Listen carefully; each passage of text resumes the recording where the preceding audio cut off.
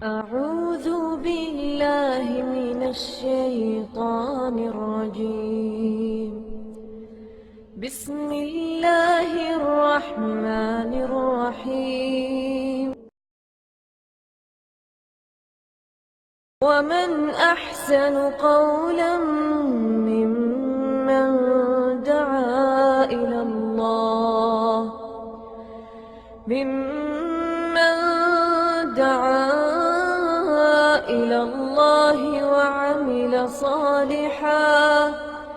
وعمل صالحا وقال إنني من المسلمين.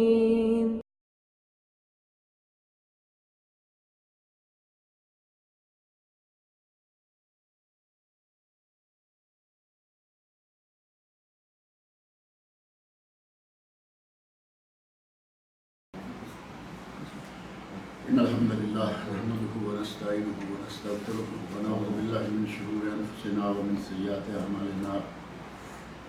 من يهده الله فلا مضل له ومن يضلل فلا هادي له. وأشهد أن لا إله إلا الله وحده لا شريك له وأشهد أن محمدا عبده ورسوله. أما بعد فإن خير الحديث كتاب الله وخير الهدي هدي محمد صلى الله عليه وسلم وشر الأمور محدثاتها وكل محدثة بدعة وكل بدعة ضلالة وكل ضلالة في النار. رب اشرح لي صدري ويسر لي أمري واحلل عقدة من لساني يفقهوا قولي. رب أعوذ بك من همزات الشياطين وأعوذ بك رب أن يحضرون. أعوذ بالله السميع العليم من الشيطان الرجيم. قل للمؤمنين يغضوا من أبصارهم ويحفظوا فروجهم ذلك أزكى لهم إن الله خبير بما يصنعون.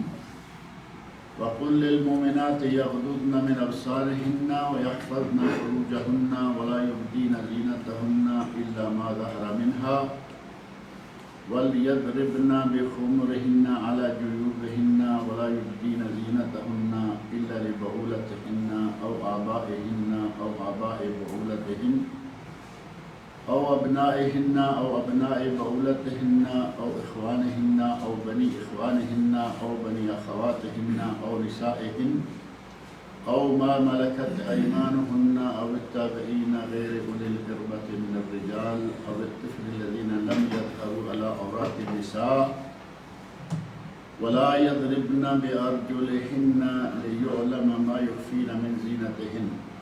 وتوبوا إلى الله جميعا أيها المؤمنون لعلكم تفلحون. سورۃ النور کی تفسیر اور ترجمہ کا سلسلہ مجھ سے پہلے چل رہا تھا،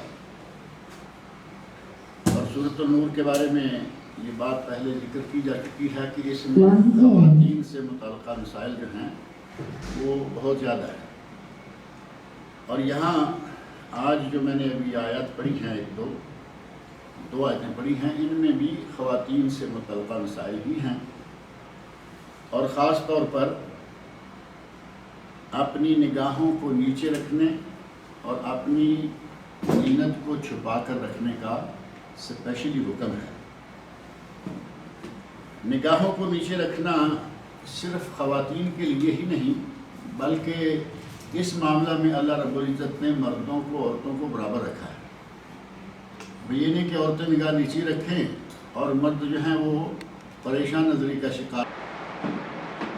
نگاہوں کو نیچے رکھنا صرف خواتین کے لیے ہی نہیں، بلکہ اس معاملہ میں اللہ رب العزت نے مردوں کو عورتوں کو برابر رکھا ہے. یہ نہیں کہ عورتیں نگاہ نیچے رکھیں اور مرد جو ہیں وہ پریشان نظری کا شکار رہیں، ادھر دیکھ ادھر دیکھ، ایسے دیکھ ویسے دیکھ. شاید پچھلے درس میں میں نے مثال بھی دی کہ بعض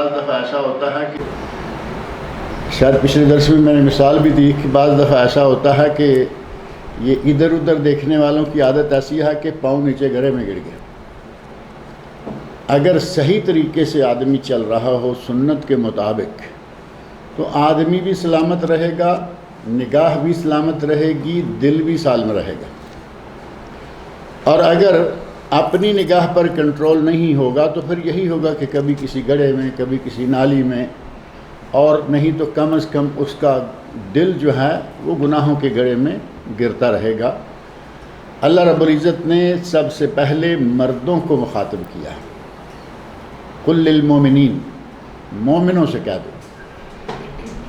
مومنین کے لفظ میں صرف مومن مرد ہی نہیں، اصلاً تو مومنین سے مراد مومن مرد اور عورت سارے ہوتے ہیں، کیونکہ لفظ مسلم کہا جائے تو اس کا معنی یہ نہیں ہے کہ اس میں عورتیں نہیں آتی۔ کہا جاتا ہے کہ آج کل مسلمانوں کی آبادی 1.7 ملین، 1.7 ارب، ملین نہیں، 1.7 ارب مسلمانوں کی عبادت ہے۔ کیا کہیں گے اب یہ مسلمان صرف مرد ہی ہیں؟ مرد و خواتین، بچے اور بڑے سبھی شامل ہیں۔ اللہ رب العزت نے پہلے ارشاد فرمایا قل للمؤمنین یغضوا من ابصارہم ویحفظوا فروجہم، اے میرے نبی مومنوں سے کہہ دو۔ اب اس میں مومن مرد اور عورتیں سبھی آ جاتے ہیں، لیکن پردے کے مسائل کا چونکہ عورتوں کے ساتھ بطور خاص تعلق ہے، اس لیے اللہ نے دوبارہ وقل للمؤمنات، مومنات کو خاص کر کے بھی خطاب کر دیا۔ اللہ نے فرمایا اے مومنوں، اے میرے نبی مومنوں سے کہہ دو یغضوا من ابصارہم، کہ اپنی نگاہوں کو جھکا کے رکھیں۔ نگاہوں کو جھکا کے رکھنا کیسے ہوگا؟ نبی اکرم صلی اللہ علیہ وسلم نے اپنی ساری زندگی میں جس طرح چل کے دکھایا وہ کتب حدیث میں موجود ہے، وہی ہے نگاہیں جھکا کے چلنا۔ اور حدیث میں یہ بات موجود ہے کہ نبی صلی اللہ علیہ وسلم اس طرح چلا کرتے تھے کہ جیسے کوئی اونچائی سے ڈھلان کی طرف اتر رہا ہو۔ ایک آدمی اونچائی سے جب ڈھلان کی طرف اترتا ہے تو وہ کس انداز سے اترتا ہے؟ ایسا کبھی ہوا کہ آدمی پہاڑی سے اتر رہا ہے اور وہ ادھر دیکھ رہا ہو، ادھر اس وقت پاؤں میں نظر رکھتا ہے کہ کہیں اس پتھر پہ پڑا لڑکا تو گیا میں 1.5 کلومیٹر دور۔ عام راستے پر چلتے ہوئے بھی نبی صلی اللہ علیہ وسلم کا عمل مبارک اور آپ کی سنت یہ تھی کہ نگاہ اپنے پاؤں کے پاس، جو چلنے کا صحیح انداز ہے تو وہی انداز اختیار کیا جائے، اور اسی کا اللہ رب العزت نے یہاں حکم دیا ہے قل للمؤمنین یغضوا من ابصارہم، اے میرے نبی مومنوں سے کہہ دو کہ اپنی نگاہوں کو جھکا کر رکھیں، وَيَحْفَظُوا فُرُوجَهُمْ، اور اپنی شرمگاہوں کی حفاظت کریں۔ اپنی شرمگاہوں کی حفاظت کریں، ایک یہ کہ آدمی اپنے جسم کو اتنا لپیٹ سمیٹ کر رکھے کہ کسی غیر کی نگاہ جسم کے کسی ایسے حصے پر نہ پڑے جس کا دوسروں کے سامنے کھولنا جائز نہیں ہے۔ ایک یہ ہے شرمگاہ کی حفاظت، اور اس سے بھی بڑھ کر شرمگاہ کی حفاظت یہ ہے کہ شرمگاہ کسی ناجائز کام میں استعمال نہ ہو۔ غیر شرعی یا یوں کہیں کہ غیر محرم یا جس کے ساتھ اللہ رب العزت نے نکاح کے ذریعے اجازت دی ہے، یا ملک یمین یعنی کنیز ہے، ان دو بیوی اور کنیز کے سوا مرد کی شرمگاہ استعمال نہیں ہونی چاہیے، اور شوہر کے سوا عورت کی شرمگاہ جو ہے وہ ہر کسی کے لیے حرام ہے۔ اللہ رب العزت نے اسی بات کو یہاں بیان فرمایا اور کہا وَيَحْفَظُوا فُرُوجَهُمْ، اور مردوں کو یہ حکم بھی دے دو کہ نگاہیں جھکا کر رکھیں اور اپنی شرمگاہوں کی حفاظت کریں۔ یہاں اگر یہ کہا جائے کہ اللہ رب العزت نے فرمایا شرمگاہوں کی حفاظت کرو، اور قرآن کریم میں إِلَّا مَا مَلَكَتْ أَيْمَانُكُمْ یہ الفاظ ملتے ہیں کہ کنیزیں جو ہیں وہ آپ کے لیے حلال ہیں، وہ نکاح کے بغیر بھی آپ کے لیے حلال ہے۔ بیوی ہے وہ نکاح کے ذریعے حلال، اور کنیز بغیر نکاح کے شرعاً حلال۔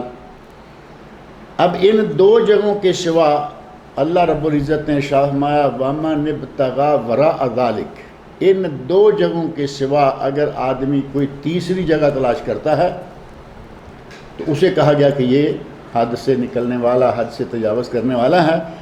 اگر اس حدیث کو قرآن کریم کی ان آیات کو سامنے رکھا جائے تو جو لوگ مشتزنی کے عادی ہیں انہیں اپنے فعل کا اندازہ صاف ستھرا آسانی سے ہو جاتا ہے کہ وہ حدود سے تجاوز کرنے والوں میں اللہ نے شمار کیا ہے۔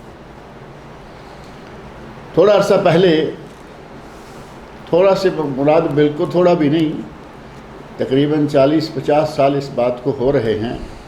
ایک کتاب معرض وجود میں آئی اور بڑی مشہور ہوئی عربوں میں، الحلال والحرام فی الاسلام.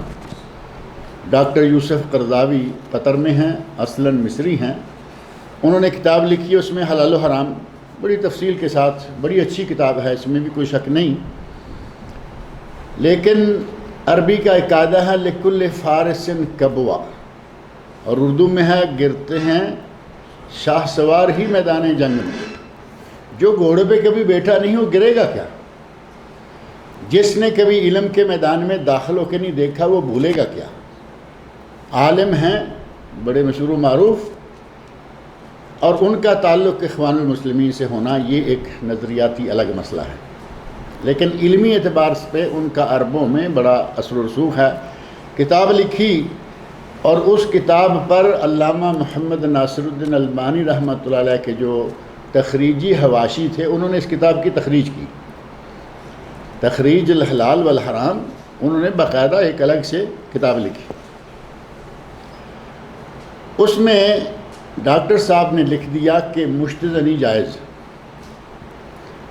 اب قرآن کریم کہہ رہا ہے کہ 2 جگہوں کے سوا تیسرا جو بھی طریقہ استعمال کرے گا وہ حد سے تجاوز کرنے والا باغی سرکش شمار ہوگا.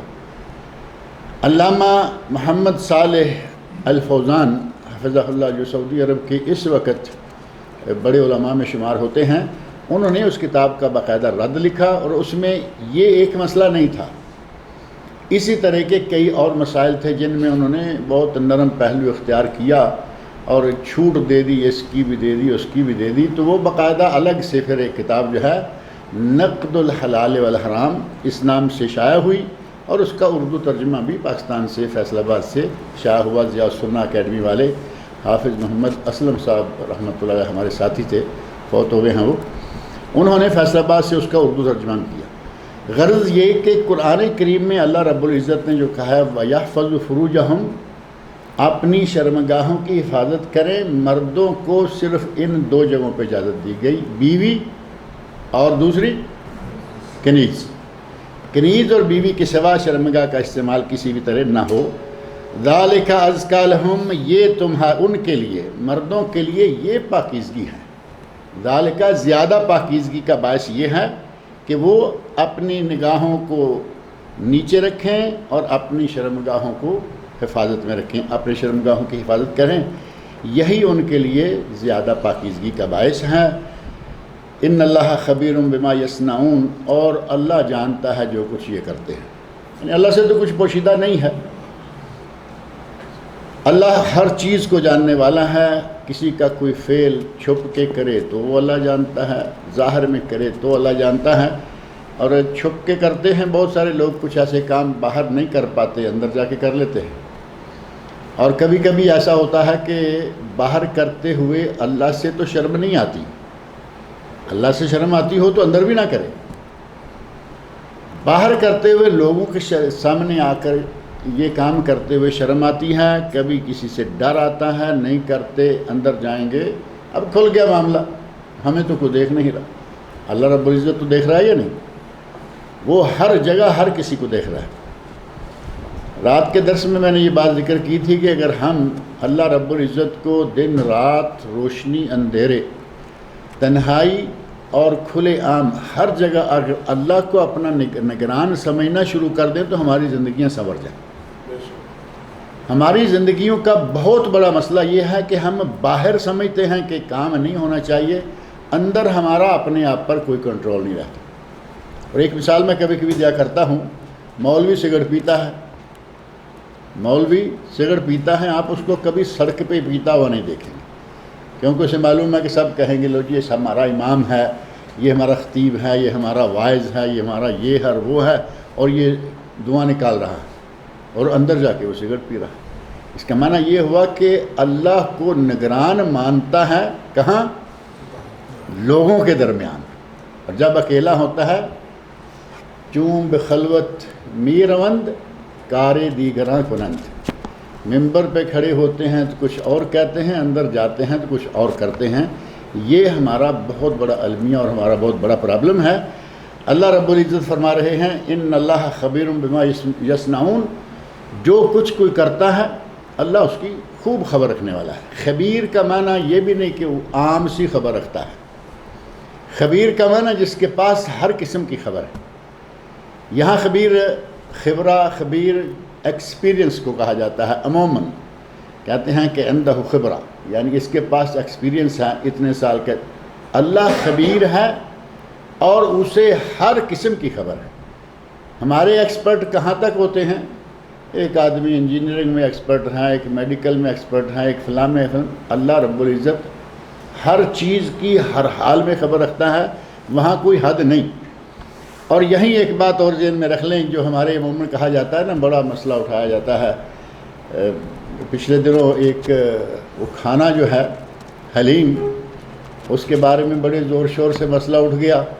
ہمارے قاری صہیب صاحب نے کہہ دیا کہ حلیم کہنا جائز نہیں، دلیم کہنا چاہیے۔ یہ اصل میں دلیم تھا، اس سے حلیم ہوا، اور حلیم تو اللہ کا نام ہے، نہیں کہنا چاہیے۔ حلیم اللہ کا نام ہے، لیکن اللہ کا نام ہے الحلیم۔ الحلیم کا معنی بردبار، اور بندہ بھی حلیم ہوتا ہے یا نہیں ہوتا؟ حلیم الطبع مشہور و معروف اردو کا لفظ ہے، استعمال ہوتا ہے۔ اب اردو میں حلیم الطبع استعمال کریں اور کھانے والی اتنی اچھی چیز کے بارے میں اتنا خلاف بولیں، بڑا عجیب سا لگتا ہے۔ اللہ الحلیم ہے اور بندہ حلیم ہے۔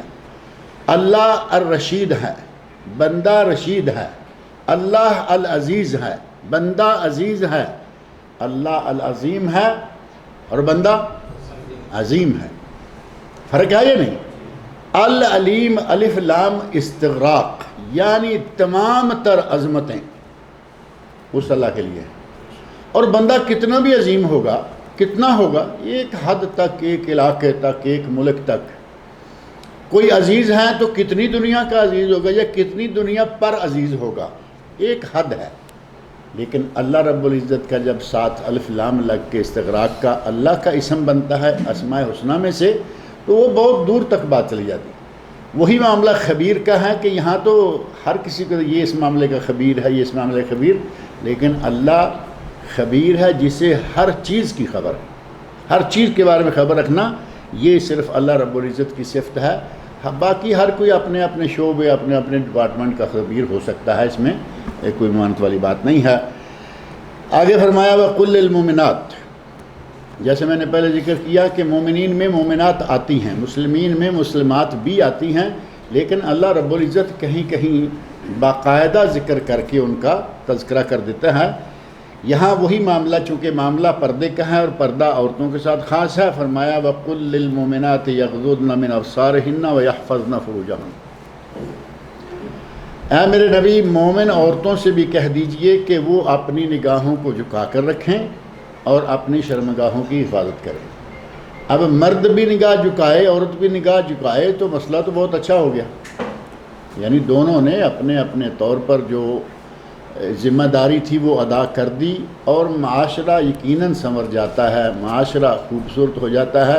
مرد اپنی کوشش کر رہا ہے کہ میری نظر کہیں غلط جگہ پہ نہ بڑھ جائے، عورت اپنی طور پر کوشش کر رہی ہے، اور تھوڑا سا فرق رکھا گیا اس میں۔ اور وہ تھوڑا سا فرق کیا ہے کہ اگر عورت بغیر شہوت کے، یعنی اس میں کوئی خاصی دلچسپی جیسے آدمی کی اپنی ذاتی شہوانی تسکین ہوتی ہے وہ نہ ہو، نارملی سا معاملہ ہو، تو عورت مرد کو دیکھ سکتی ہے۔ اور اس کے لیے مثال کون سی دی گئی؟ نبی اکرم صلی اللہ علیہ وسلم کے عہد مبارک میں مسجد نبوی کے اندر گتکا کھیلا جا رہا تھا۔ حبشی لوگ گتکا کھیل کے، ہمارا یہ ایک کھیل ہے اور وہ میدان جنگ کے کھیلوں میں سے ایک کھیل ہے۔ ام المومنین حضرت عائشہ صدیقہ رضی اللہ عنہا نبی صلی اللہ علیہ وسلم کے پیچھے سے چھپ کر، نبی سے چھپ کر نہیں، لوگوں سے چھپ کر نبی صلی اللہ علیہ وسلم کے پیچھے سے، جیسے آدمی کسی اوٹ سے ہو کے دیکھتا ہے، وہ دیکھ رہی تھی۔ اگر عورتوں کا ہر حال میں مردوں کو دیکھنا منع ہوتا تو یہ واقعہ پیش نہ آتا۔ اسی طرح ایک خاتون ہیں فاطمہ بنت قیس رضی اللہ عنہا، انہیں طلاق ہو گئی، ان کو عدت گزارنا تھی، تو نبی صلی اللہ علیہ وسلم نے ارشاد فرمایا کہ تم حضرت عبداللہ بن ام مکتوم رضی اللہ عنہ جو نابینا تھے، نبی اکرم صلی اللہ علیہ وسلم کے مؤذن تھے، نابینا تھے، فرمایا کہ تم ان کے گھر میں اپنی عدت کے دن گزار لو، وہاں تمہیں تکلیف نہیں ہوگی، کیونکہ وہ آپ کو دیکھ نہیں پائیں گے، آپ کے سر کا کپڑا اتر گیا، چادر اتر گئی، کوئی ایسا آپ کے لیے پرابلم نہیں ہوگا۔ اب ظاہر ہے کہ عبداللہ بن مکتوم رضی اللہ عنہ مرد ہیں، وہ تو ان کو نہیں دیکھ رہے، یہ خاتون تو ان کو دیکھ رہی، فرق ہو گیا۔ وہاں حضرت عائشہ رضی اللہ عنہ دیکھ رہی ہیں، یہاں حضرت فاطمہ بنت قیس دیکھ رہی ہیں، لیکن عبداللہ بن مکتوم نابینا ہیں، ادھر حبشی اپنا کام کر رہے۔ بعض لوگوں نے کہا کہ نہیں، یہ معاملہ نہیں، نبی صلی اللہ علیہ وسلم کے گھر میں ایک مرتبہ حضرت عبداللہ بن ام مکتوم رضی اللہ عنہ، یہی صحابی آگے تھے، حضرت عائشہ اور حضرت ام سلمہ، غالباً یہ دونوں نبی صلی اللہ علیہ وسلم کی بیویاں گھر میں تھیں، اکٹھی تھیں، تو فرمایا احتجبا، پردہ کرو۔ حضرت عبداللہ بن ام مکتوم بیٹھے ہیں، کہا پردہ کرو، تو کہتی ہیں یا رسول اللہ کیا عبداللہ بن مکتوم نابینا نہیں ہیں؟ مطلب تھا کہ وہ تو دیکھ نہیں سکتے۔ تو آپ کی طرف منسوب جو کلمات ہیں آفا ام یا وان انتما، وہ تو نابینا ہے، تم تو نابینا نہیں ہو، یعنی تم تو نابینا نہیں دیکھ رہی ہو۔ اس روایت کی روح سے کہا گیا کہ یہ گنجائش ہے، لیکن اصل بات یہ ہے کہ یہ روایت سند کے اعتبار سے صحیح نہیں ہے، یعنی سند کے اعتبار سے یہ حدیث مشہور بہت ہے لیکن یہ ضعیف ہے۔ اس لیے جو زیادہ سے زیادہ نرمی کا پہلو پایا جاتا ہے وہ صرف یہ ہے کہ عورت بوقت ضرورت بوقت مجبوری مرد کو دیکھے، کوئی حرج نہیں ہے، دونوں کا آمنا سامنا دیکھنے میں نہ ہو۔ اب ظاہر ہے کہ ایک طرف نابینا ہے، دوسری طرف بینا لوگ ہیں، تو دونوں کا آمنا سامنا تو اس میں نہیں ہوتا۔ حبشی کھیل رہے تھے، عائشہ دیکھ رہی تھی، آمنا سامنا نہیں ہو رہا، اس حد تک صرف گنجائش ہے۔ اب انہی دونوں واقعات کو آپ اپنے آج کی زندگی میں لا کے دیکھ لیں، آج کے ماحول میں دیکھ لیں۔ خواتین میچ دیکھ رہی ہیں، کرکٹ کا میچ دیکھ رہی ہیں، خواتین فٹ بال کا میچ دیکھ رہی ہیں، خواتین دوسرے تیسرے، آج کل طرح طرح کے میچ ہیں۔ ان میں سے بعض میچ ایسے ہیں کہ ان میں لباس پورا ہوتا ہے، ٹھیک ہے کوئی بات نہیں، لباس پورا ہے، اور کچھ میچ ایسے ہیں کہ ان میں لباس پورا نہیں ہوتا، بلکہ کچھ بھی نہیں ہوتا۔ اب فری سٹائل کشتیاں جو ہیں، ریسلنگ، اس میں کون ہے جو پوری طرح پینٹ کو شرٹ پہن کے آتا ہے؟ کچھ بھی نہیں پہنا ہوتا، چھوٹا سا ایک کیا کہتے ہیں اس کو، جانگیا ٹائپ، چڈی ٹائپ کپڑا ہے جو پہنے ہوئے۔ اب خواتین اس کو بھی دیکھیں، اور صرف یہ نہیں کہ، اور ہر خاتون کے بارے میں نہیں کہا جا سکتا، خواتین میں ایسی خواتین ہوتی ہیں کہ وہ پوری دلچسپی کے ساتھ اور پوری شہوت کے ساتھ دیکھتی ہیں۔ ایک واقعہ پیش آیا یہاں سعودی عرب کے علماء میں سے، ایک خاتون نے ٹیلی فون کیا، یہ آن لائن 2-3 نام ہیں وہ جو اس وقت سوالوں کے جواب دے رہے ہیں، بہت بڑے عالم ہیں، ڈاکٹر ہیں، PhD ہیں، اور سوال کرنے والی خاتون ہے، عورت ہے۔ اس نے سوال کیا اور کہا کہ شیخ میں اللہ کے لیے فلاں شیخ سے محبت کرتی ہوں۔ ذرا غور کرنا بات پر، شیخ میں اللہ کے لیے، الحب للہ والبغض فی اللہ، میں اللہ کے لیے فلاں شخص سے محبت کرتی ہوں۔ اور یہ دوسرا سوال تھا، پہلا تھا کہ میں فلاں سے محبت کرتی، کہا کیوں اللہ کے لیے محبت کرتی؟ تو شیخ نے کہا کہ اگر تم اللہ کے لیے اور علم کے لیے محبت کرتی ہو تو اس سے کرو، وہ اس سے بھی بڑا عالم ہے۔ اور وہ بزرگ بوڑھے تھے، شکل و صورت بوڑھے آدمی کی ظاہر ہے کہ کیا رہ جاتی ہے، جن سے اللہ کے لیے محبت کرنے کا وعدہ یا دعویٰ کیا جا رہا ہے، وہ سعودی عرب کے انتہائی خوبصورت علماء میں سے ایک ہے۔ شیخ عریفی نام آپ جانتے ہوں گے،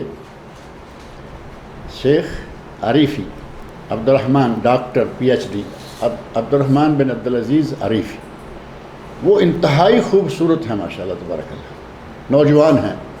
کہا کہ میں ان سے اللہ کے لیے محبت کرتی ہوں، ڈاکٹر صاحب ڈاکٹر عبداللہ مطلق ہیں، حفظہ اللہ، کہنے لگے بی بی نا، ان سے اللہ کے لیے محبت نہ کرو، وہ بھی عالم ہیں، ان سے بہت بڑے عالم فلاں ہیں، اور وہ پی ایچ ڈی ڈاکٹر ہیں، بوڑھے ہیں، بزرگ ہیں۔ کہاں علم کے لیے اگر محبت ہے تمہاری اللہ کے لیے تو ان سے کرو۔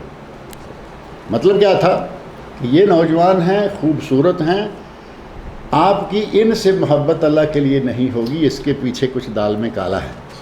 بات سمجھ میں آئی ہے نہیں؟ اور شاید آپ نے سنا ہوگا کہ شیخ عریفی حفظہ اللہ خبر میں آئے، اپنے شہر کی بات آپ کو بتائیں، خبر میں آئے، کارنش پہ بہت بڑا پروگرام سالانہ ہوا کرتا ہے عربوں کا، جس میں سارے علاقے کے لوگ، سعودی عرب کے علماء اور فنکار حضرات کئی آتے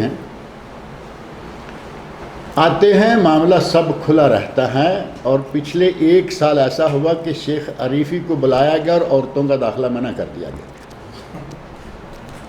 شیخ عریفی کو درس دینے کے لیے، محاضرے کے لیے بلایا تو کہا عورتیں نہیں آ سکتی۔ کیوں؟ صرف اس لیے کہ اللہ رب العزت نے انہیں حسن دیا ہوا ہے، اور عورتیں جو ہیں وہ اللہ کے نام سے محبت کے دعوے پر کچھ اور دیکھنے کے لیے آتی ہیں۔ اگر کسی نے خالصتاً لوجہ اللہ اپنے آپ کو پردے میں رکھنا ہے تو اس کا اپنے دل سے پردہ کرنا اور اس کے تقاضوں کو پورا کرنا ضروری ہے۔ اب ایسے زبانی کہاں کہ پردہ کرتے ہیں اور پھر وہ ریسلنگ بھی دیکھ رہی ہے، کشتیاں بھی دیکھ رہی ہے، یہ بھی دیکھ رہی ہے، وہ پھر بات نہیں بنتی۔ صحیح یہ ہے کہ خاتون اپنے آپ پر کنٹرول کرے اور مرد اپنے آپ پر کنٹرول کرے۔ اب مرد کا عورتوں کی کشتیاں دیکھنا دور نہ جائے، آج تو ہر کام شروع ہو چکا ہے نا، عورتیں کشتیاں کر رہی، ریسلنگ، آپ لیڈیز ریسلنگ مرد بیٹھ کے دیکھنا شروع ہو جائے، کہے نہیں جی میں تو ریسلنگ کے لیے دیکھ رہا ہوں۔ نہیں، ریسلنگ کے لیے تمہیں مرد دیکھنے کو بھی مل سکتے ہیں۔ اور اسی پر بس نہیں، تھوڑا اور آگے اب خاص مولوی خانے میں آ جائیں، کئی لوگ ایسے ہیں جو بڑے شوق سے لیڈیز کا درس سنتے ہیں، مرد ہیں، درس سنتے ہیں، درس کی کیسٹیں بانٹتے ہیں، سیڈیز تقسیم کرتے پھرتے، جبکہ انہی موضوعات کے درس مردوں کے موجود ہیں۔ اس کی بجائے ایک اسپیشل دلچسپی ہے کہ ہمیں فلاں مبلغہ جو ہیں اس کا درس سننا ہے، اسی کا درس بانٹنا ہے۔ بہانہ کیا ہے کہ خواتین میں بانٹیں گے۔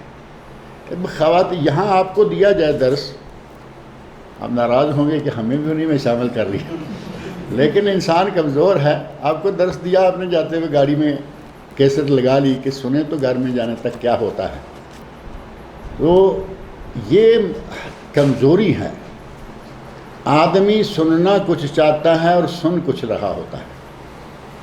اور آج کل ہمارے ٹیلی ویژن بعض ایسے آگے ہیں، نام ان کے بڑے اسپیشل رکھے گئے، اسلامی اور قانونی نام، کیو ٹی وی کہیں گے قرآن ٹی وی، کیوں سے قرآن بنتا ہے، اور سارا دن قبریں، مزاریں، سرکار دربار دکھا رہے ہیں۔ ہم تو کہتے ہیں کہ قبور ٹی وی، کیوں سے قبر بھی بنتی ہے اور کیوں سے قرآن بھی بنتا ہے، یہ قبروں والوں کا ٹی وی۔ اور وہاں آپ دیکھیں گے کہ رات کو دن کو ان کے مختلف پروگراموں میں انتہائی خوبصورت لڑکیاں بن ٹھن کے نعت پڑھنے آتی ہیں۔ ان کی نعت کون سنتا ہے؟ جنہیں اپنی زبان کے، جنہیں اپنی آنکھوں کا ٹھرک ہے، وہ نعتیں بڑے غور سے سنیں گے، بلکہ یہ کہنا چاہیے کہ وہ نعتیں بڑے غور سے دیکھیں گے، وہ سنیں گے نہیں، وہ نعتیں دیکھیں گے۔ اگر خاتون یا مرد دونوں دل و جان سے پردہ کرنا چاہیں تو اس کے لیے وسائل موجود ہیں۔ اللہ نے بالکل مختصر انداز میں 2 لفظ کہہ دیے، قُل لِّلْمُؤْمِنَاتِ يَغْضُضْنَ مِنْ أَبْصَارِهِنَّ وَيَحْفَظْنَ فُرُوجَهُنَّ۔ مومن عورتوں سے کہہ دیجئے کہ اپنی نگاہوں کو جھکا کر رکھیں اور شرمگاہوں کی حفاظت کریں، اور اس سے پہلے کہہ دیا وَقُل لِّلْمُؤْمِنِينَ يَغْضُضُّوا مِنْ أَبْصَارِهِمْ وَيَحْفَظُوا فُرُوجَهُمْ۔ قُل لِّلْمُؤْمِنِينَ يَغُضُّوا مِنْ أَبْصَارِهِمْ وَيَحْفَظُوا فُرُوجَهُمْ۔ مومن مردوں سے کہہ دیجئے کہ یہ اپنی نگاہوں کو جھکا کر رکھیں اور اپنی شرمگاہوں کے، دو طرفہ اگر دل و جان سے نگاہوں کو جھکا کر رکھا جائے، نگاہوں کو جھکا کر رکھنا کیا ہے اسے سمجھ کر اس کے تقاضے پورے کیے جائیں، یقین جانے کہ معاشرہ سدھر جائے۔ لیکن ہم سے وہی نہیں ہوتا. ہم ہیلوں بہانوں سے کچھ نہ کچھ کر کے ریسلنگ کے نام سے اوریانی دیکھنے لگ گئے, کھیل کود کے نام سے کہا نہیں کھیلنا کھیل دیکھنا مباح ہے, ٹھیک ہے مباح ہے, لیکن مرد عورتوں کو عورت مردوں کو دیکھیں, یہ مباح کہاں ہوگا؟ مباح تو تب ہے کہ ٹھیک ہے گیم ہے, کوئی کھیل رہا ہے, مردوں کا گیم ہے, مرد دیکھ رہے ہیں. آج کل تو لیڈیز مرد سارے لوگوں کے لیے گیمیں بھی نکل آئیں, اسٹیڈیم بھی بن گئے, دیکھنے کے لیے بھی کوئی رکاوٹ نہیں کہ مرد دیکھنے کے لیے آئیں یا عورتیں دیکھنے کے لیے آئیں. اس اوریانی کے سیلاب میں اپنے آپ پر کنٹرول رکھنا, نگاہوں پہ کنٹرول رکھنا اور شرمگاہوں کو چھپا کے رکھنا یقیناً بہت بڑا مسئلہ ہے. اور جب تک ہم اس مسئلے سے صحیح طور پر نپٹیں گے نہیں, اپنے ایمان کی حفاظت کرنا بہت مشکل ہے. اللہ رب العزت مجھے اور آپ سب لوگوں کو اپنی نگاہوں پر کنٹرول کرنے کی اور اپنی شرمگاہوں کی حفاظت کرنے کی توفیق عطا فرمائے. شرمگاہوں کی حفاظت کرنے کا حکم دیا عورتوں کو, اور ساتھ کہہ دیا ولا یبدین زینتہن, اپنی زینت لوگوں کو نہ دکھائیں. زینت کیا ہوتی ہے؟ عورت نے گلے میں ہار پہنا ہوا ہے, کانوں میں کوئی مرکھیاں ہیں یا رنگ ہے, ہاتھوں میں بینگلز ہیں, چوڑیاں ہیں, اسی طرح پاؤں میں پازیب ہے. تو یہ ساری چیزیں زیور ہیں, ساری چیزیں سنگار ہے, بناؤ ہے. اور اس کے علاوہ جو اوپر کا کپڑا ہے آج کل کا برقع, وہ بھی تو بظاہر ایک زینت ہے یا نہیں؟ اور آج کل تو کچھ زیادہ ہی زینت ہو گیا, کیونکہ آج کل آپ دیکھتے ہیں کہ بازار میں آپ کو برقع خریدنے جائیں عام سا برقع ملے گا ہی نہیں. جس برقعے کو آپ پردے کے لیے برقع کہیں گے وہ بازار میں نہیں ہے. کسی دکان میں گھس جائیں, زبردست ڈائمنڈ, زبردست قسم کے پتھر, خوبصورت ڈیزائن, وہ ایسے لگتا ہے کہ جیسے شاید کسی عورت کی اپنی امبرائڈری کروائی ہوئی قمیض ہے. اب اس برقعے کو قمیض کے اوپر پہنے تو کیا یہ پردہ ہو گیا؟ اصل پردے سے غرض ہوتی ہے کہ عورت اس کے اندر چھپ جائے, مردوں کی توجہ, مردوں کی نظر جو ہے اس سے بچ جائے. اب اس نے وہ لباس, وہ برقع, وہ زینت اپنے گلے میں ڈال لی کہ لوگ جو نہیں بھی دیکھنا چاہتا وہ دیکھے گا. اب اتنی چمکدار برقع جس نے پہنا ہوا ہے, لوگوں کی نگاہ تو جائے گی چلتے پھرتے. اور بعض دفعہ تو یقین جانے ایسے برقعے پہ نظر پڑتی ہے کہ اتنا جاذب نظر, اتنے خوبصورت کلر, اب نہیں بھی کوئی دیکھنا چاہتا تو وہ دیکھ لیتا ہے کہ یہ کہاں سے بنوایا اور کیسے بنوایا اور کس نے یہ بنا دیا. گناہ تو یقیناً بنانے والوں کو بھی ہوگا, کیونکہ انہیں معلوم ہے کہ یہ تو پردے کے لیے تھا اور ہم نے کیا کر دی. لیکن آج آپ کو مارکیٹ میں سادہ برقع ملنا مشکل ہو گیا ہے. صحیح لباس جو جسم کو ڈھانپ سکتا ہے عورتوں کا, وہ ملنا مشکل ہو گیا. یہ بات میں کئی مرتبہ کہتا رہتا ہوں. بازار میں جا کے دیکھو, تلاش کرو کہ عورت کے لیے اچھا لباس جو با پردہ ہو مل جائے, ملتا ہی نہیں. قمیض ملے گی آپ کو سینڈو بنیان جیسے مردوں کی ہوتی ہے, اس طرح کی قمیض ہے, یہ پہنو بھائی, اب اس کے اوپر کوئی چادر لپیٹ کر. کون چادر لپیٹے گا؟ بنی ہی چیزیں ایسی ہیں کہ مجبور ہو جائے آدمی پوری مارکیٹ گھوم گھما کے, کہیں کوئی تھرڈ کلاس قسم کی دکان ہے, آپ کو وہاں سے فرسٹ کلاس کپڑا مل جائے گا. تو لوگوں کی نظروں میں دکان تھرڈ کلاس, لیکن کپڑا اس میں فرسٹ کلاس, یعنی اسلامی پورا لباس اس کے اندر موجود ہے. اللہ رب العزت نے فرمایا کہ اپنی ولا یبدین زینتہن, عورتیں اپنی زینت ظاہر نہ کریں. اب جسم کے اندر جو کچھ زیورات استعمال ہوئے ہیں وہ کسی کے سامنے نظر نہیں آنے چاہیے. برقع اگر اس کو زینت بنا دیا تو وہ بھی اب نظر نہیں آنا چاہیے. پچھلے دنوں یہاں سعودی عرب کے بعض علماء نے یہ فتویٰ دے دیا تھا کہ آج کل جو برقعے نکلے ہیں ان کے لیے چھپانے کے لیے ایک اور برقع چاہیے. یعنی جیسے نیچے والی قمیض کی زینت کو چھپانے کے لیے برقع چاہیے تھا, یہ برقعے وہی قمیض کی طرح نکل آئے ہیں, اب ان کے اوپر ایک اور برقع چاہیے. تو کتنے برقعے پہناتے جائیں گے؟ جب نئے سے نیا اوپر جتنا بھی آئے گا وہ مزین سے مزین, خوبصورت سے خوبصورت آئے گا, تو یہ برقعے پہنانے سے کام نہیں ہوگا. جو پہلے میں نے کہا کہ جب تک بات دل سے نہیں اٹھے گی تب تک یہ فتنہ ختم نہیں ہوگا. اللہ رب العزت نے کہا کہ عورتیں زینت ظاہر نہ کریں. اب زینت ہے زیورات زینت ہے میک اپ اور زینت ہے برقع.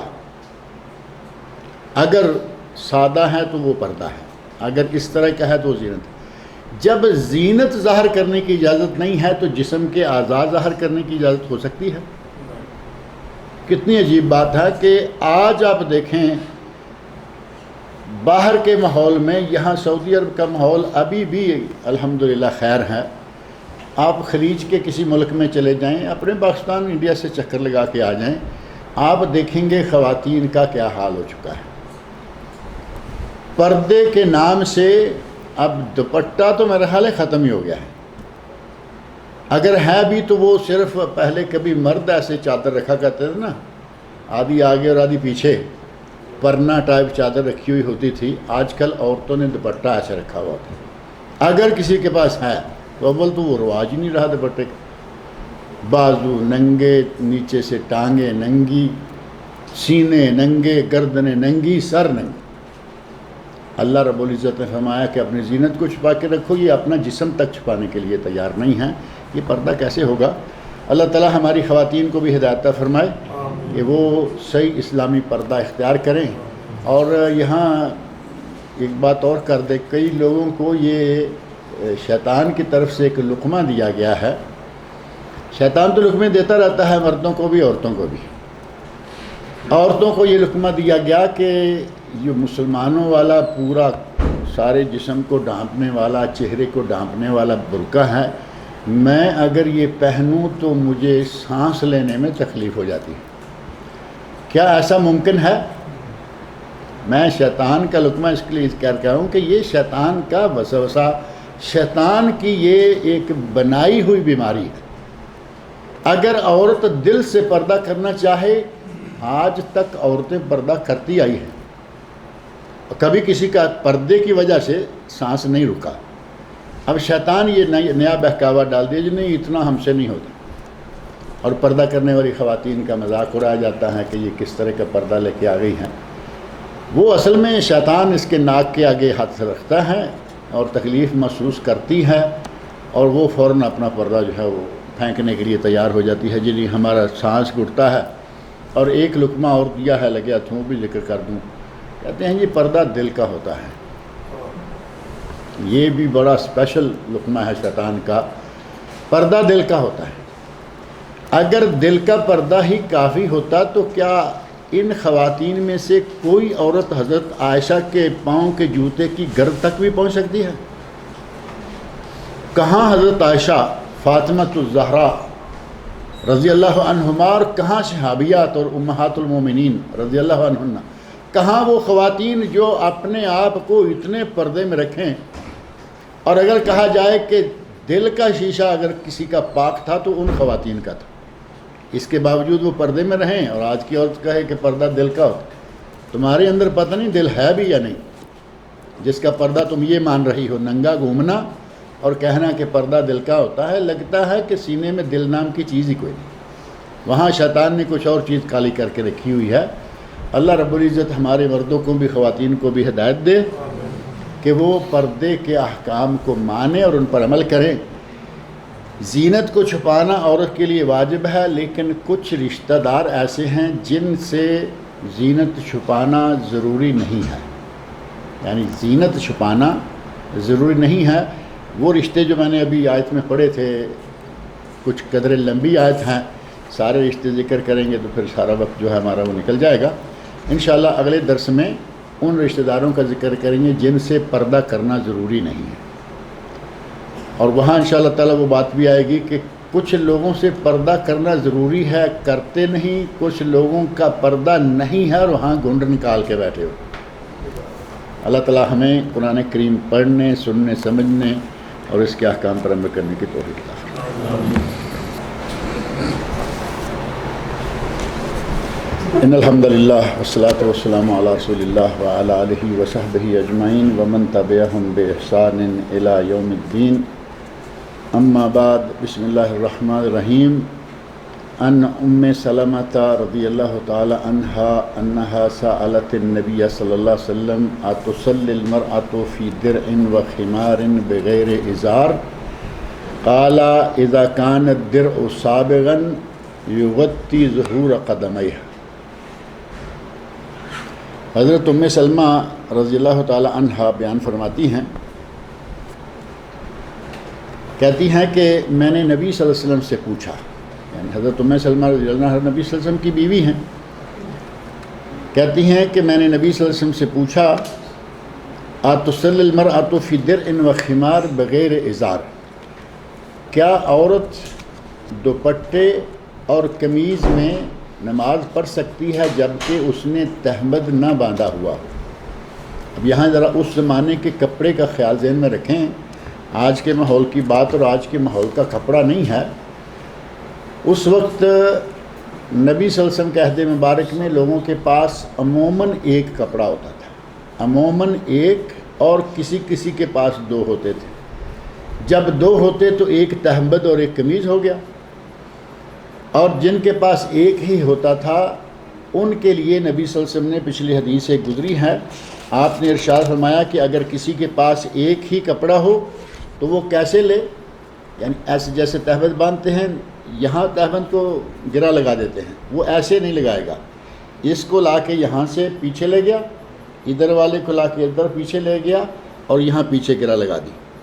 چھوٹے بچوں کو سردیوں میں مائیں اس طرح کا ایک گلٹی سی باندھ دیتے ہیں تاکہ بچہ جو ہے اس کی وہ چادر یا کمبل جو ہے وہ گرے نہیں۔ اس سے کندھوں کے اوپر بھی کچھ آ گیا، ناف کے نیچے ساری شرمگاہ جو ہے وہ بھی چھپ گئی، تو نبی صلی اللہ علیہ وسلم فرمایا کہ اگر کسی کے پاس ایک ہی کپڑا ہو تو وہ اس طرح نماز نہ پڑھے کہ اس کے کندھوں پر کچھ بھی نہ ہو، یعنی کچھ حصہ کندھوں کے اوپر سے گزار دو، نماز ہو جائے گی۔ ایک صحابی نے کہا کہ کیا ایک کپڑے میں؟ تابعین نے، صحابہ تو خیر نبی صلی اللہ علیہ وسلم کے سامنے تھے نا، تابعین نے صحابی سے پوچھا کہ کیا ایک ہی کپڑا؟ تو صحابی کہتے ہیں کہ دو ہوتے کس کے پاس تھے؟ دو ہوتے کس کے، یعنی کسی کسی کے پاس دو کپڑے ہوتے تھے، ورنہ عموماً ایک ہی کپڑا ہوتا تھا۔ اور عید کی احادیث میں آپ نے سنا ہوگا کہ نبی صلی اللہ علیہ وسلم ارشاد فرماتے ہیں کہ عید کی نماز کے لیے عورتوں کو عیدگاہ میں لاؤ، حتیٰ کہ حیض والی عورتیں بھی عیدگاہ میں آئیں، وہ نماز میں تو شامل نہ ہوں گی لیکن دعائے خیر میں شامل ہو جائیں گی، خطبہ سنیں گی، دعا میں شامل ہو جائیں گی، دعا مانگیں گی۔ اور اگر کسی کے پاس باہر نکلنے کے لیے کپڑا نہیں تو وہ اپنی بہن کی چادر میں چھپ کے آ جائے۔ اتنی کپڑے کی کمی، اس زمانے میں یہ بات کہی جا رہی ہے کہ عورت کے پاس دوپٹہ ہے، یعنی اوپر والی بڑی چادر ہے، درع کا معنی چادر، اور قمیض کے لیے کپڑا جو ہوتا ہے وہ بھی ہے، یعنی قمیض کے طور پر ایک چادر ہے، ایک بڑی چادر جسے آپ برقعے کے طور پر کہہ لیں، درع ہے بڑی جو اپنے سر سے لے کے پاؤں تک جسم کو ڈھانپ لیتی ہے۔ حضرت ام سلمہ رضی اللہ عنہ فرماتی ہیں کہ کیا اتصلی المرأة فی درع و خمار بغیر ازار، یعنی اس کے پاس ازار کے لیے الگ سے پیس نہیں ہے، قمیض کے لیے پیس ہے اور بڑا پیس ہے جس سے وہ اپنے سارے جسم کو ڈھانپتی ہے، کیا اس میں عورت کی نماز ہو جائے گی؟ تو بظاہر لگتا ہے کہ شلوار نہیں ہے تو نماز کیسے ہوگی؟ نبی اکرم صلی اللہ علیہ وسلم نے جواب دیا اذا کان الدرع سابغا یغطی ظہور قدمیہ، اگر درع اتنی بڑی ہے کہ وہ پاؤں کے اوپر کے حصے کو بھی ڈھانپ لے گی تو وہ اس میں نماز پڑھ سکتی ہے۔ اب اس میں اضافی طور پر قمیض کا کپڑا شامل ہو گیا، اضافی طور پر اگر وہ بھی نہ ہوتا، ایک ہی کپڑا ہو جو سر سے لے کے پاؤں تک عورت کو مکمل ڈھانپ لیتا ہے تو اس میں عورت کی نماز ہو جاتی ہے۔ اب دو کپڑے ہیں، ایک قمیض کے لیے بنا لیا، ایک کو درع بنا لیا جس نے سارے جسم کو ڈھانپ لیا۔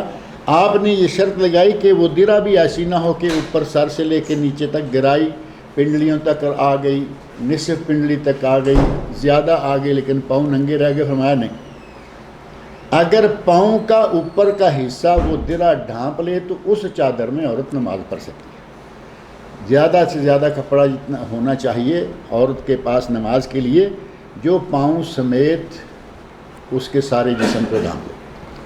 اب اس حدیث کو لے کے بعض لوگوں نے کہا کہ نماز میں پاؤں کا مکمل طور پر ڈھانپ کر رکھنا ضروری ہے، اور یہاں سے تو یہی محسوس ہو رہا ہے کہ پاؤں کا اوپر کا حصہ، اب جرابوں کی ضرورت تو نہ رہی نا، کیونکہ نیچے کے حصے میں جرابے تو نیچے کا حصہ بھی لے لیں گے.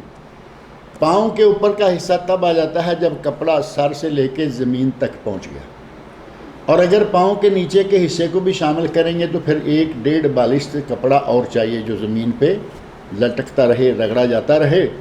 نبی اکرم صلی اللہ علیہ وسلم نے صرف پاؤں کے اوپر کے حصے کو ڈھانپنے کی اہمیت جو ہے وہ بیان فرمائی. اور اگر ہاتھ ننگے رہتے ہیں, چہرہ ننگا رہتا ہے, پاؤں کا اوپر کا حصہ ڈھک جائے, نیچے کا حصہ ننگا رہتا ہے تو نماز ہو جائے گی. اب ایک ہے پردہ اور ایک ہے لباس نماز, یہ دو چیزیں الگ الگ ہیں. نماز کے لیے لباس کتنا ہونا چاہیے اور عام پردے کے لیے لباس کیسا یا کتنا ہونا چاہیے, یہ دو الگ الگ چیزیں ہیں. اب اگر یہ کہیں کہ جس طرح پردے کی تاکید کی گئی ہے اسی طرح پردے کی تاکید کے حساب سے ہی نماز کا لباس جو ہے وہ بھی کہا جائے گا تو وہ بات صحیح نہیں ہے. نماز میں چہرہ ننگا رکھنا جائز ہے, بلکہ ہوتا ہی ننگا ہے. اس حساب سے نبی اکرم صلی اللہ علیہ وسلم نے جو یہاں حکم دیا ہے کہ اگر چادر پاؤں کے اوپر کے حصے کو ناپے ہوئے ہیں تو نماز ہو جائے گی, اس سے یہ پتہ چلتا ہے کہ چہرے کا کھلا رکھنا اور ہاتھوں کا کھلا رکھنا ان کا نماز کے اندر کوئی مسئلہ نہیں ہے. البتہ عام پردے کی حالت میں جیسے کہ قرآن کریم میں ابھی آیت گزری ہے, عورتیں اپنے سارے جسم کو ڈھانپ کے رکھیں, وہاں بھی آگے الفاظ آ رہے ہیں الا ما ظہر منہا, جس کا ترجمہ تفسیر انشاءاللہ اگلے درس میں تفصیل کے ساتھ آئے گی. وہاں الا ما ظہر منہا سے مراد کیا ہے کہ عورتیں اپنے زیورات کو چھپائیں, الا ما ظہر منہا سوائے اس کے کہ جو خود بخود ظاہر ہو جائے. اب خود بخود ظاہر ہو جائے میں ایک تو آ جاتا ہے برقع, خود بخود ظاہر آ جائے برقع جس میں یہ ڈائمنڈ وغیرہ نہ لگے ہوئے ہوں, اور دوسرا ہے کہ کوئی چیز پکڑنے لگی تو اس کا وہ برقع تو یہاں تک تھا, اب چیز پکڑنے لگی تو ظاہر ہے کہ برقع پیچھے آ جائے گا.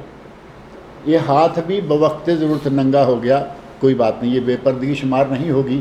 ہاتھ میں مہندی تھی, عورت نے مہندی لگائی ہوئی تھی, وہ بھی ننگا ہو گیا, کوئی حرج نہیں ہے, لیکن بوقت ضرورت. اب یہ تو نہیں ہے نا کہ وہ کپڑا ہی اپنا یہاں تک رکھے تاکہ لوگوں کو پتہ چلے کہ مہندی بھی ہے, بڑی قیمتی چوڑیاں بھی پہنے ہوئے ہیں. یہ ساری چیزیں پردے سے تعلق رکھتی ہیں, نماز کے لباس سے نہیں.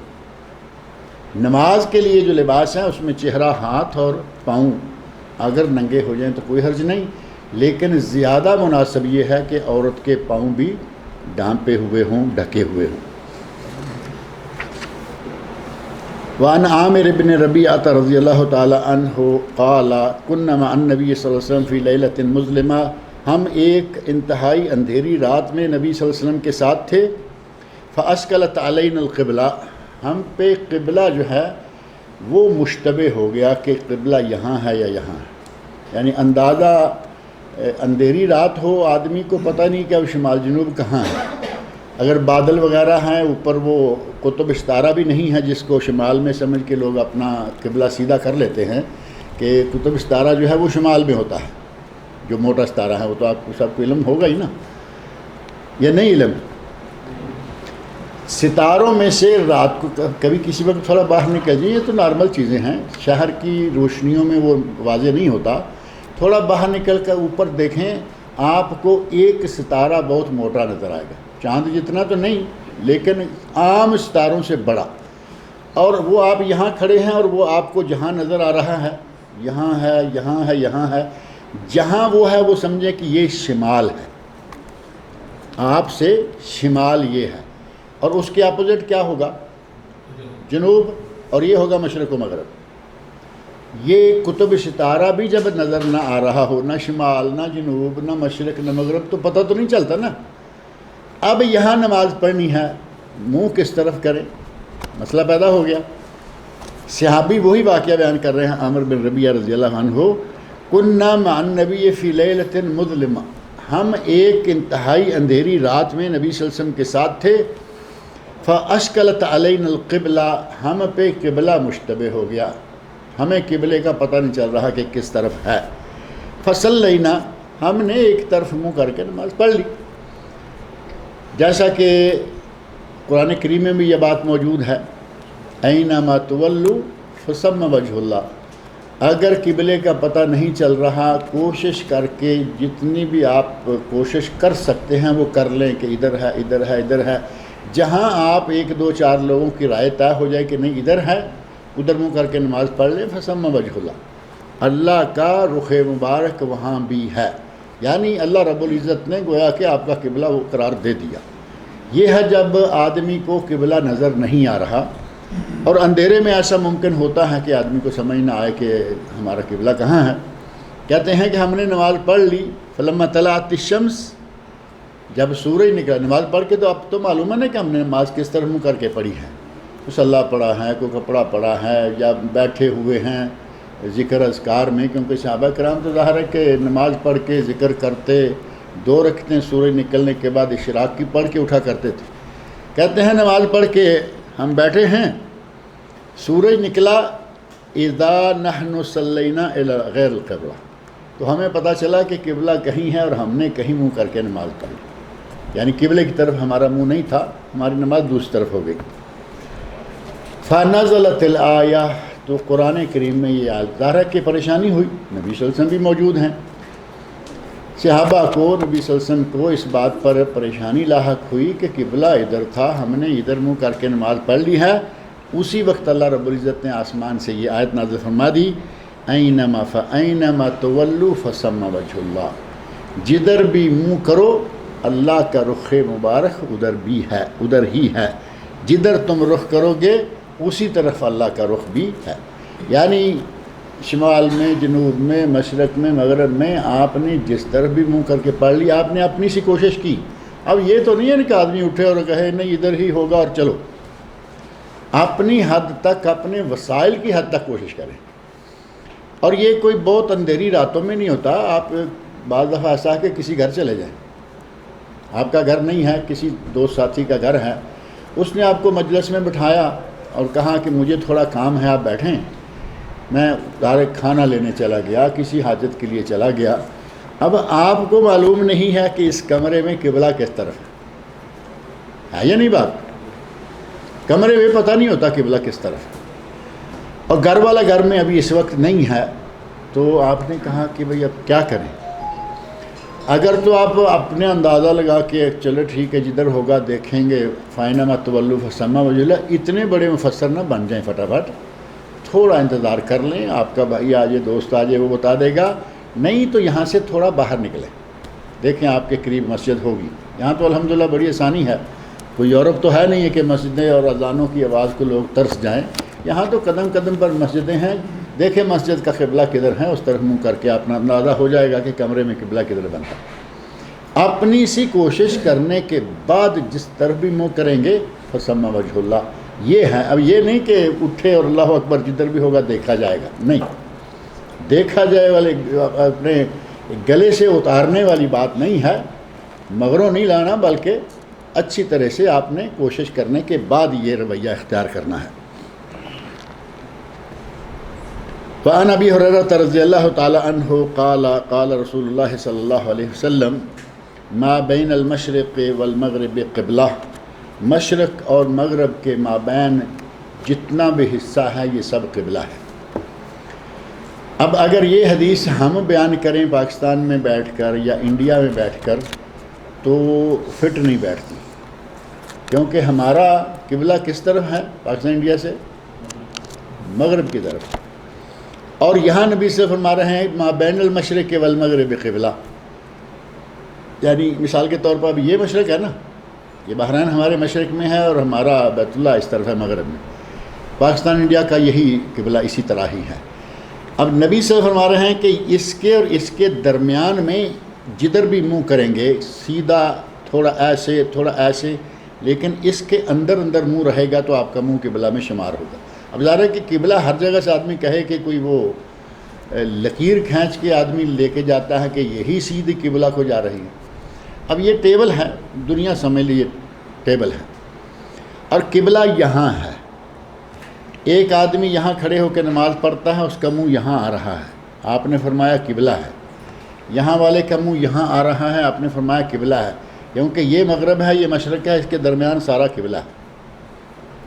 واضح بات ہوئی یا نہیں؟ یعنی یہاں سے سیدھا ایسے قبلہ کی طرف منہ چلا جائے بہت اچھا. اور آج کل تو کمپاس وغیرہ ہے نا، قبلہ نما بنے ہوئے ہیں ہوٹلوں میں، گھروں میں، اور اشارے بھی لگے ہوئے ہیں، موبائلوں میں قبلہ نما ہے. لیکن اگر کبھی ایسا ہو جائے کہ تھوڑا منہ ادھر ہو گیا، تھوڑا آگے ہو گیا، تھوڑا آگے، لیکن ان دو کناروں کے اندر رہنا چاہیے. آپ نے فرمایا ما بین المشرق والمغرب قبلہ، کیونکہ مدینہ منورہ کی ڈائریکشن اور ہے قبلہ سے. ہم یہاں سے ایسے سمجھتے ہیں قبلہ یہ ہے اور صحیح یہاں ہے، لیکن مدینہ منورہ دوسری جانب ہے، وہاں شرقاً غرباً ہے، وہاں قبلہ شرقاً غرباً شمالاً جنوباً ہے، ہمارا شرقاً غرباً ہوتا ہے. تو آپ نے ارشاد فرمایا ما بین المشرق والمغرب قبلہ، مشرق اور مغرب کے مابین قبلہ ہے. ابھی یہاں کسی بھی جگہ آپ کا چہرہ چلا گیا وہ قبلہ شمار ہوگا. اگر کوئی آدمی کہتا ہے کہ میں نے یہاں کھڑے ہو کے نماز پڑھی، میرا منہ تو سیدھا یہاں آتا ہے، قبلہ یہاں ہے، آپ نے فرمایا پوری جہت کو، پوری ایک جانب یا ایک سمت جو ہے وہ ساری قبلہ شمار ہوگی. ڈائریکٹ صرف قبلہ کی طرف منہ کرنا کن کے لیے ضروری ہے؟ جو مسجد حرام کے اندر نماز پڑھیں. مسجد حرام والے قبلہ کی طرف منہ کریں اور قریبی شہروں والے مکہ کی طرف منہ کریں. معلوم ہے مکہ کہاں؟ اور جو جیسے جیسے دور جائے گا، نبی اکرم صلی اللہ علیہ وسلم کی حدیث موجود ہے کہ ان کے مشرق و مغرب کے درمیان یا ان کے شمال اور جنوب کے درمیان قبلہ، ہمارے شمال و جنوب کے درمیان آئے گا قبلہ. یہ شمال جنوب ہے نا، یہ ہمارے پیچھے کیا ہے والا؟ شمال. اب یہاں شمال جنوب تلاش کرنا بھی مسئلہ ہوتا ہے. یہ شمال ہے، یہ جنوب ہے، یہ مشرق ہے اور یہ مغرب ہے. ہمارے شمال اور جنوب کے درمیان قبلہ ہے، ٹھیک ہے؟ اور مدینہ منورہ سے مشرق اور مغرب کے درمیان قبلہ ہے. لگتا ہے کہ سمجھ نہیں آئی بات کی، یا آئی ہے؟ نہیں وہی نا، تھوڑی پریشانی لگ رہی ہے کہ کیا ہو گیا قبلے کو، قبلہ کہاں چلا گیا ہمارا. ابھی آپ یہ تھوڑا سا یہ غور کریں کہ مثال کے طور پر توجہ رکھیں اس مائک پر. یہ مائک قبلہ ہے، مثال کے طور پر یہ مائک قبلہ ہے، اور یہ مغرب ہے، یہ مشرق ہے. مشرق اور مغرب کے درمیان قبلہ یہ ہے یا نہیں ہے؟ لیکن اب یہاں ان دو کناروں کو اپنے سامنے لے لیں کہ وہ بھی مشرق ہے اور مغرب ہے. ایک آدمی نے یہاں سے منہ کیا اور اس کا منہ اس طرف نہیں بلکہ اس کا منہ اس طرف ہے. وہ جانب قبلہ جو ہے نا مشرق اور مغرب کا درمیان یقیناً ہے، ہمارے یہاں سے شمال اور جنوب کا درمیان ہے. اگر درمیان میں منہ اس طرف آ گیا قبلہ، اس طرف آ گیا قبلہ، اس طرف آ گیا قبلہ، اس طرف آ گیا قبلہ اور یہاں آ گیا تو یہ تو ہے ہی ہے. اگر مسجد حرام کے اندر نماز پڑھے تو پھر ایسے. اگر مکہ شہر میں آپ باہر نکل گئے، مکہ شہر ہے، آپ کا مسجد حرام کی طرف منہ ہو جانا آسان ہے، کیونکہ وہاں تو جگہ جگہ آپ کو مکہ نظر آ رہا ہے. آج کل تو گھڑی نظر آتی ہے پورے علاقے میں، ملکوں کی گھڑی. اب شہروں سے باہر جو لوگ ہیں ان کا یہاں منہ کرنا آسان نہیں تھا. آج وہ بھی آسان ہو گیا کمپاس کے ذریعے، لیکن اس وقت پہلے ایسا نہیں تھا. اس وقت فرمایا کہ بس اس طرف رہے، ان دو کناروں کے اندر اندر رہے. جہاں بھی آپ نے منہ کر لیا آپ کا وہاں قبلہ شمار کیا جائے گا. یہ ہمارا ما بین المشرق والمغرب قبلہ. اس حدیث کو مدینہ منورہ میں بیٹھ کر سمجھیں، مدینہ منورہ میں بیٹھ کر سمجھیں تو مشرق و مغرب کے درمیان قبلہ آئے گا. اور یہاں یا پاکستان یا انڈیا میں بیٹھ کر سمجھیں گے تو شمال اور جنوب میں قبلہ آئے گا. بالکل صاف ستھری بات، کیونکہ آپ نے تو مدینہ میں بیٹھ کے کہا نا یہ الفاظ. لہذا اس وقت آپ نے فرمایا کہ مشرق اور مغرب کے درمیان قبلہ ہے، کیونکہ اس وقت قبلہ آپ کے ایک مشرق مغرب کے درمیان پڑتا تھا. ہمارے لیے شمال جنوب کے درمیان قبلہ ہے.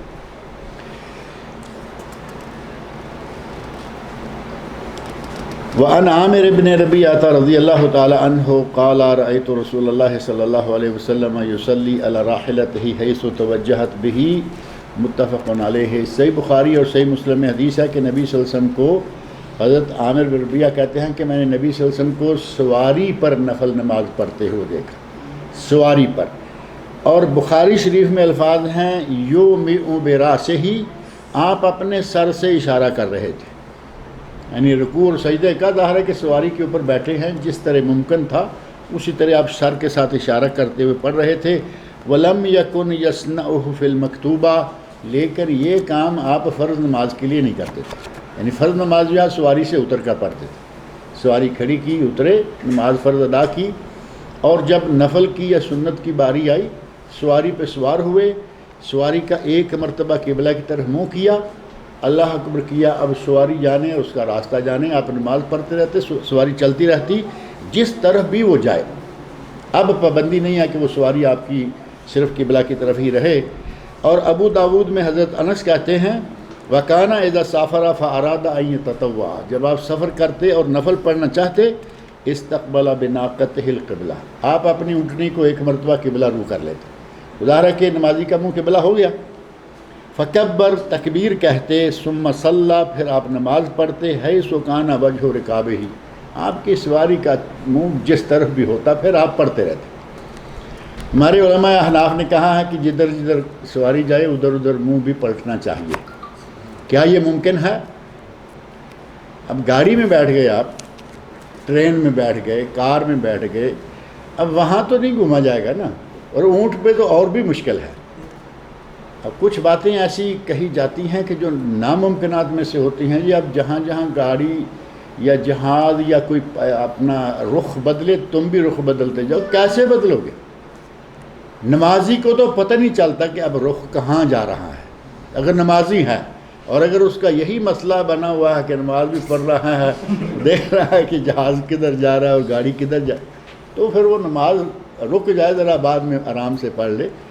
اگر آدمی توجہ سے اپنی جائز سجدہ پہ نظر رکھ کے نماز پڑھے گا، اسے یہ نہیں پتہ چلے گا کہ جہاز، گاڑی، ٹرین کس طرف جا رہے ہیں۔ لہذا نبی صلی اللہ علیہ وسلم کی سنت کافی ہے کہ آپ ایک مرتبہ قبلہ رو ہو کر اللہ اکبر کہیں، اور اس کے بعد جو جہاں جاتا ہے جاتا رہے، آپ کو اس کی پرواہ نہیں کرنی چاہیے۔ اللہ رب العزت مجھے اور آپ سب لوگوں کو نبی صلی اللہ علیہ وسلم کے ارشادات پڑھنے، سننے، سمجھنے اور ان پر عمل کرنے کی توفیق عطا۔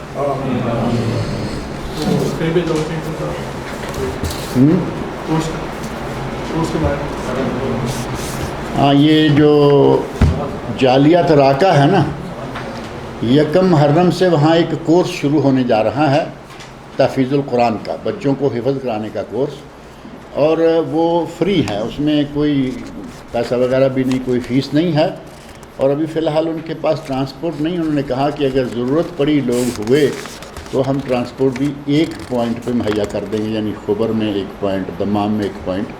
تو جن کو چاہیے اپنے بچوں کو حفظ کروانا ہے، ظاہر ہے کہ بچوں کو لوگ پیسے دے دے کے حفظ کرواتے ہیں، اور یہ فری چانس ہے فرسٹ کلاس۔ آبرو ریزی کی اسلام میں سزا کیا ہے؟ اگر اس میں 4 گواہ نہ ملے تو کیا کریں؟ آبرو ریزی یا زنا کی سزا جو ہے شادی شدہ کے لیے اور ہے اور کنوارے کے لیے اور ہے۔ اگر مرد اور عورت شادی شدہ ہیں تو ان کی سزا ہے سزائے موت، یعنی سنگسار کرنا یا رجم کرنا، سٹوننگ ٹل ڈیتھ، اس وقت تک کنکر اور پتھر مارتے رہو جب تک کہ وہ مر نہ جائیں۔ اور کنوارے کے لیے ہے 100 کوڑے، 100 جلدہ و تغریب و عام، 1 سال ملک بدر اور 100 کوڑا، لڑکی لڑکا دونوں کو 100 کوڑا اور 1 سال ملک بدر۔ اب ملک بدری کے لیے اب یہاں سے سعودی عرب سے کہیں کہ تمہیں ہم پاکستان ڈال دیتے ہیں، اس کے لیے ویزا چاہیے، اس کے لیے کتنا پروسیس ہے، اس کو شہر سے نکال دیتے ہیں، شہر سے نکل گیا، ملک سے نکل گیا، اب جاؤ، یہاں کے آدمی نے کہا کہ 1 سال تمہیں جیزان میں گزارنا ہے، جاؤ جا کے کرائے پہ لو، جیسے بھی کرو، جو بھی کرو۔ اس انداز سے وہ تغریب و عام 1 سال اس کو ملک بدر کیا جائے گا۔ اگلا سوال جو ہے، اسی سوال کا اگلا حصہ وہ ہے بڑا اسپیشل کہ اگر 4 گواہ نہ ملیں تو پھر کیا کیا جائے گا؟ وہ شوہر نے الزام لگا دیا، کہا کہ میں نے اپنی بیوی کے ساتھ کسی کو دیکھا ہے، اب 4 گواہ چاہیے، اگر 4 گواہ مل جائیں تو اس کو سزا ہو جائے گی، اور اگر 4 گواہ نہیں ملتے، شوہر نے تہمت لگا دی، بیوی نے انکار کر دیا، تو اس کا حل جو ہے وہ قرآن کریم میں سورۃ نور میں پہلے گزر چکا یا نہیں؟ پچھلے درسوں میں سوال والے نہیں ہوں گے، گزر چکا، اور وہ یہ ہے کہ لعان 4 مرتبہ قسم کھائے گی عورت اور کہے گی کہ میں سچی ہوں، یہ جھوٹا ہے، اور اگر میں جھوٹی ہوں تو مجھ پر اللہ کا عذاب نازل ہو۔ اور آدمی 4 قسمیں کھائے گا، یہ جھوٹی ہے، میں سچا ہوں، اگر میں جھوٹا ہوں تو مجھ پر اللہ کی لعنت ہے۔ یہ ہے لعان۔ اب ان دونوں کو الگ کر دیا جائے گا، یہ میاں بیوی کی حالت میں قیامت تک بھی نہیں آ سکتے اگر زندہ رہے۔ طلاق میں واپسی ہے، خلا میں واپسی ہے، لیکن لعان میں پھر واپسی نہیں، یہ ہمیشہ کے لیے علیحدہ ہو گئے۔ اب بعد میں ثابت ہوا کہ یہ واقعی کسی کے ساتھ غلط تھی اور اس کے بچے کو جنم بھی اس نے دیا، اس کے باوجود اس عورت کو سزا نہیں دی جائے گی کیونکہ اس نے لعان کیا ہے۔ اب اس کا معاملہ اس کے رب کے سامنے چلا گیا، اور ایسا واقعہ نبی صلی اللہ علیہ وسلم کے عہد مبارک میں پیش آیا۔ لعان ہوا، عورت کو اللہ سے ڈرنے کی تلقین کی گئی، اور بعض روایت سے پتہ چلتا ہے کہ اس نے کہا کہ مجھے نار منظور ہے، آر منظور نہیں، یعنی میرے بھائیوں کو لوگ کہیں کہ اس کی بہن نے ایسے کیا، یہ مجھے منظور نہیں، اب جہنم جائیں گے تو دیکھا جائے گا، کچھ اس طرح کے الفاظ۔ نار منظور ہے، آر نہیں۔ لعان سے گزری، علیحدہ ہو گئی، اور بچہ پیدا ہوا جس کے ساتھ الزام لگایا گیا تھا اسی کے نقش و نگار کا نبی سے فرمایا کہ نظر رکھو بچہ کس پر جاتا ہے، تو بچہ اسی پر گیا جس پر الزام لگایا گیا تھا کہ یہ اس کے ساتھ بری ہے۔ تو شریعت نے کوئی ایسا مسئلہ، کوئی ایسا پہلو نہیں چھوڑا کہ جس کا علاج موجود نہ ہو، لہذا گواہ نہ ملیں تو ان کے درمیان لعان کروا دیا جائے گا۔ اگر وہ میاں بیوی نہیں ہیں تو پھر لعان نہیں، یا 4 گواہ پیش کرے، اور اگر 4 گواہ پیش نہ کرے گا تو اسے 80 کوڑے مارو، اس نے عورت پہ الزام کیوں لگایا ہے، بات سمجھ میں آ رہی نہیں؟ یا 4 گواہ پیش کرے کہ اس عورت کو میں نے دیکھا کہ فلاں شخص کے ساتھ یہ برائی کر رہی تھی، 4 گواہ لے کے آ گیا، اس عورت کو سزا دی جائے گی، اس کے ساتھ جو مرد تھا اس کو سزا دی جائے گی۔ اگر ایسا نہیں کر سکتا تو اسے 4 گواہ لانے تک اپنی زبان بند رکھنا ہوگی، کیونکہ یہ وہ آبگینہ ہے کہ ٹوٹ جائے تو جڑتا نہیں۔ کسی کی عزت پہ آدمی اس طرح کا الزام لگا دے تو وہ صفائی نہیں ہوتی، پھر وہ بدنامی ہو جاتی ہے۔ فرمایا کہ اب اگر یہ 4 گواہ نہیں لا سکتا تو اس کو 80 کوڑے مارو کہ اس نے یہ تہمت کیوں لگائی۔ اس نے چاہے اپنی آنکھوں سے دیکھا ہے، 4 گواہ لانے تک وہ اپنی زبان کو بند رکھے۔ ایک صحابی نے کہا یا رسول اللہ، میں اپنی بیوی کے ساتھ کسی غیر مرد کو دیکھوں تو پھر میں انتظار کروں 4 گواہ لانے؟ تو فرمایا کہ غالباً حضرت سعد رضی اللہ عنہ ہے، کہا سعد تجھ میں بہت غیرت ہے، اور مجھ میں تجھ سے زیادہ ہے، اور اللہ میں سب سے زیادہ ہے، لیکن اس نے جو حکم دیا ہے وہی ماننا پڑے گا۔ تو یہ بہت اہم بات ہے کہ جب تک گواہی کا نصاب پورا نہیں ہوگا اپنے آپ پر، اپنی زبان پر کنٹرول رکھیں۔ محکمہ میں بات چلی گئی، اب آپ کو ثابت کرنا ہوگا، نہیں تو پھر تمہیں 80 کوڑے تہمت کی سزا لگائی جائے گی۔ اللہ تعالی ہم سب کو نیک عمل کی توفیق عطا فرمائے۔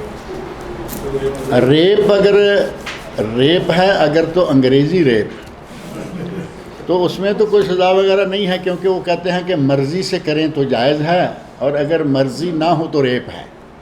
لیکن اسلام میں ریپ جو ہے وہ زنا ہے، وہ مرضی سے ہو بلا مرضی کے ہو، اس کی سزا یہی میں نے بتائی ہے کہ شادی شدہ ہیں تو سنگسار، اور شادی شدہ نہیں ہے تو 100 کوڑا اور 1 سال کے لیے ملک بدر۔